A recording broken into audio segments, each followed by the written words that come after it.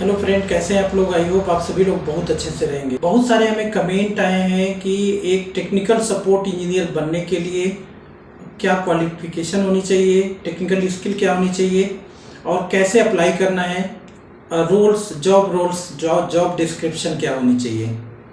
तो देखिए, सबसे पहला चीज़ ये है कि मैं tutorial how to become a desktop support engineer या how to become a system administrator आपके कमेंट के बेसिस पे हम बनाते हैं। कई सारे कमेंट जब आ जाते हैं तो उस रिलेटेड हम ट्यूटोरियल ज़रूर बनाते हैं आपके लिए।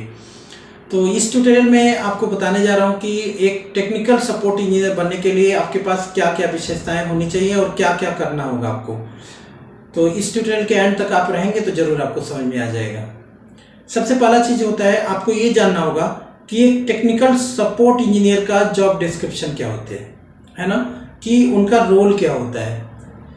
आप अगर एक डेस्कटॉप सपोर्ट इंजीनियर की बात करेंगे तो desktop support engineer basically company में हार्डवेयर को मेंटेनेंस करता है, हार्डवेयर एंड एप्लीकेशन के बेस पे काम करता है। सर्वर पे बहुत कम काम रहता है। एक सिस्टम एडमिनिस्ट्रेटर की अगर हम बात करें, वो डेस्कटॉप पे भी काम करता है, सर्वर पे भी काम करता है।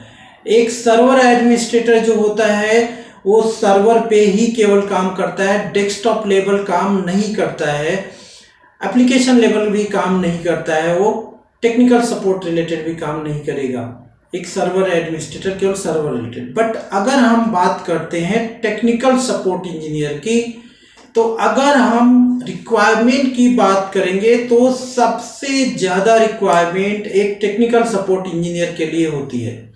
खास करके मल्टीनेशनल कंपनीज में टेक्निकल सपोर्ट इंजीनियर को ही हायर करते हैं। उसमें अलग अलग प्रोसेस होते हैं। तो अब बात आती है कि स्किल क्या होनी चाहिए। तो स्किल की कोई लिमिट नहीं है इसमें गाइस, ये समझने की बात है। क्योंकि टेक्निकल स्किल जो टेक्निकल सपोर्ट इंजीनियर जो होते हैं, एक सॉफ्टवेयर एप्लीकेशन है उसको भी सपोर्ट करने वाले रहते हैं, वो भी एक टेक्निकल सपोर्ट इंजीनियर। जैसे आपने कोई एप्लीकेशन लिया है और उस एप्लीकेशन को आप इंस्टॉल नहीं कर पा रहे हैं, कॉन्फ़िगर नहीं कर पा रहे हैं या कुछ नहीं कर पा रहे हैं, सेटअप नहीं कर पा रहे हैं, तो आप कॉल करेंगे कस्टमर केयर का। जो हम कॉल करते हैं तो उसमें जो टेक्निकल रिलेटेड इशू होती हैं वही टेक्निकल सपोर्ट इंजीनियर आपको सोल्यूशन देते हैं। तो ये तो एप्लीकेशन रिलेटेड हो गया। जिनको सॉफ्टवेयर की नॉलेज रहेगा वो सॉफ्टवेयर ट्रबल शूटिंग करते हैं। दूसरा चीज होता है कि हार्डवेयर अगर रिलेटेड कोई प्रॉब्लम है, हार्डवेयर का आपको नॉलेज है, हार्डवेयर में कोई प्रॉब्लम आ रहा है, कोई नया हार्डवेयर आपने लिया काम नहीं कर रहा है, तो क्या दिक्कत आ सकती है, क्या चीज़ है, मतलब हार्डवेयर का नॉलेज होना चाहिए। तो वो भी एक टेक्निकल सपोर्ट इंजीनियर है। अगर ऑपरेटिंग सिस्टम या नेटवर्किंग रिलेटेड कोई प्रॉब्लम है, network connectivity problem, network device के बारे में प्रॉब्लम है, उसके ऊपर में कोई प्रॉब्लम आ रही है, कोई इशू आ रही है, तो वो भी एक टेक्निकल। आप जहां भी कॉलिंग से आप सोल्यूशन लेते हैं, जब भी आपको देखते हैं कोई डिवाइस लाते हैं, जैसे ने राउटर लेके आया, राउटर कॉन्फ़िगर नहीं हो रहा है, जिस कंपनी का भी राउटर रहेगा आप क्या करेंगे, उसके टोल फ्री नंबर पे कॉल करेंगे। टोल फ्री नंबर पे कॉल करेंगे तो एक होते हैं कि दो साइड होती है, वहां पे एक कस्टमर सपोर्ट होता है और एक टेक्निकल सपोर्ट होता है। तो अगर आपको डीलिंग करनी है खरीदने की या रिटर्निंग की, चाहे ये सब ऐसे कुछ वारंटी रिलेटेड, तो कस्टमर सपोर्ट वाले लोग देखते हैं। लेकिन जहां पे इश्यू आती है, अगर कॉन्फ़िगरेशन रिलेटेड या नॉट वर्किंग इश्यू ऐसी कुछ है, तो टेक्निकल सपोर्ट को फॉरवर्ड किया जाता है। तो वो भी लोग टेक्निकल सपोर्ट इंजीनियर हैं। आई मीन टू से टेक्निकल सपोर्ट का दायरा बहुत ज़्यादा है, बहुत बड़ा है। तो क्वेश्चन ये आता है, क्या टेक्निकल सपोर्ट इंजीनियर बनने के लिए हमें सब कुछ करना पड़ेगा, ये क्वेश्चन आता है। तो यस, आपको ऑलराउंडर होना चाहिए। बेसिकली क्या होता है, आप जिस कंपनी में काम करते हैं, किसी एक प्रोडक्ट पे ही आप काम करते हैं और उसी पे ही आपको फोकस करना, उसका इनफैक्ट आपको ट्रेनिंग भी मिलती है।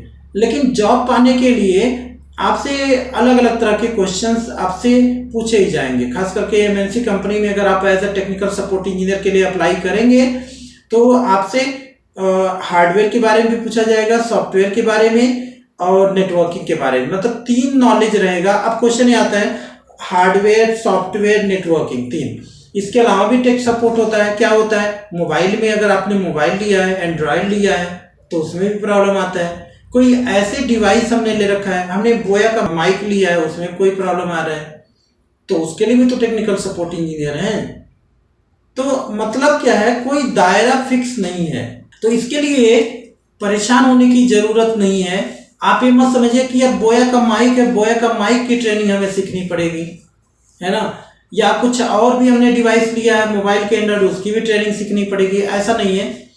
आपको एक बेसिक ट्रेनिंग की नॉलेज होनी चाहिए, जैसे हार्डवेयर में, नेटवर्किंग में and application related trouble shooting में अगर रखते हैं आप, टेक्निकल सपोर्ट इंजीनियर के लिए आप बेटर हैं, आप अप्लाई कर सकते हैं, आप जॉब ले सकते हैं।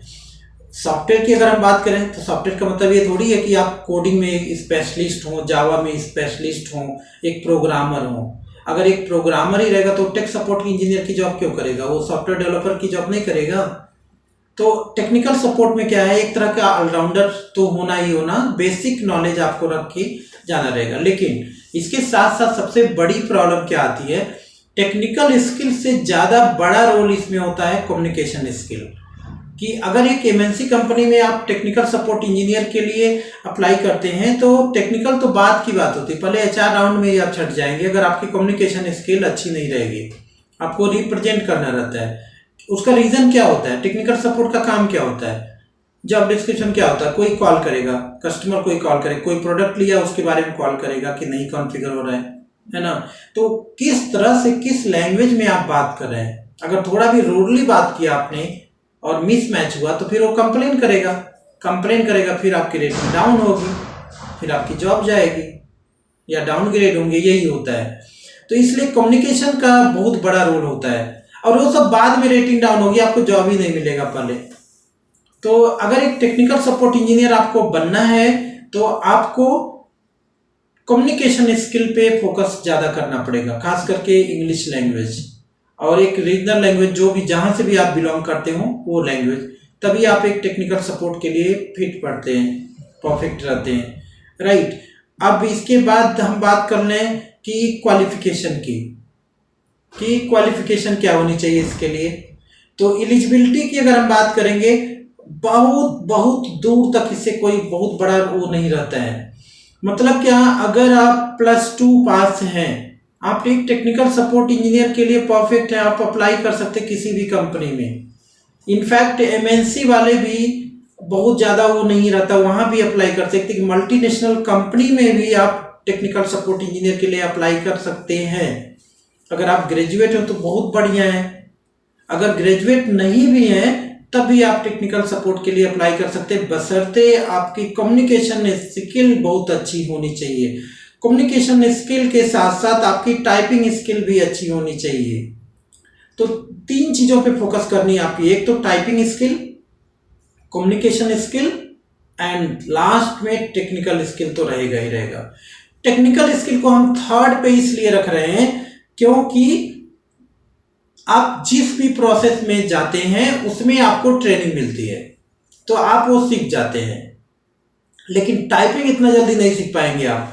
टाइपिंग आपका टेस्ट होता है ज़्यादातर टेक्निकल सपोर्ट में, टाइपिंग स्पीड आपकी रहेगी अच्छी तभी आपको, क्योंकि कंप्लेन वगैरह वो इतना टाइम नहीं रहता वहाँ पास करने के लिए, बहुत फास्ट करना रहता है। तो अभी क्वेश्चन आता है कि टेक्निकल स्किल में स्कोप है, यस है, और पैकेज भी ठीक ठाक रहता है। आप स्टार्टिंग अच्छे पैकेज से कर सकते हैं अगर आपकी कम्युनिकेशन स्किल अच्छी है। अगर मल्टीनेशनल कंपनी में आप जॉब पा जाते हैं तो आपकी स्टार्टिंग जो सैलरी, अगर हम मंथली सैलरी बोलें तो आप 25,000 से लेके 40,000 रुपये सैलरी तक की स्टार्टिंग आप पा सकते हैं, ठीक है। अगर एनुअल की बात करें तो 5 लाख पैकेज तक आप पा सकते हैं, 5 लाख पैकेज आप पा सकते हैं इनिशियली। लेकिन डिपेंड करता है कंपनी, अच्छी कंपनी और आपकी स्किल एंड प्रोसेस, किस प्रोसेस में आपका सिलेक्शन हुआ है, राइट। तो आई होप आपको समझ में आया होगा कि एक टेक्निकल सपोर्ट इंजीनियर बनने के लिए क्या क्या आपको नॉलेज होनी चाहिए। तो क्वालिफिकेशन बहुत सेकेंडरी होती है, आपको technical skill, communication skill and typing skill, इस पे फोकस करनी होगी। कोर्स अब बात करेंगे हम, कोर्स क्या करना चाहिए आपको। तो बेसिक हार्डवेयर, नेटवर्किंग एंड कुछ बेसिक सर्वर की नॉलेज अगर है आपको तो आप परफेक्ट हैं एक टेक्निकल सपोर्ट इंजीनियर बनने के लिए। तो आई होप आपको समझ में आया होगा, और ये वीडियो कैसा लगा है आप हमें कमेंट करके ज़रूर बताएं। और क्या आप भी टेक्निकल सपोर्ट इंजीनियर बनना चाहते हैं तो हमें कमेंट करिए, बताइए। अगर आपका कोई डाउट है तो आप हमें इंस्टाग्राम पे फॉलो करिए, ICNT ग्रुप मेरा इंस्टाग्राम ID है। और कोई नोट्स वगैरह आपको चाहिए तो हमें टेलीग्राम चैनल पे फॉलो कर लीजिए, वो भी ICNT ग्रुप है।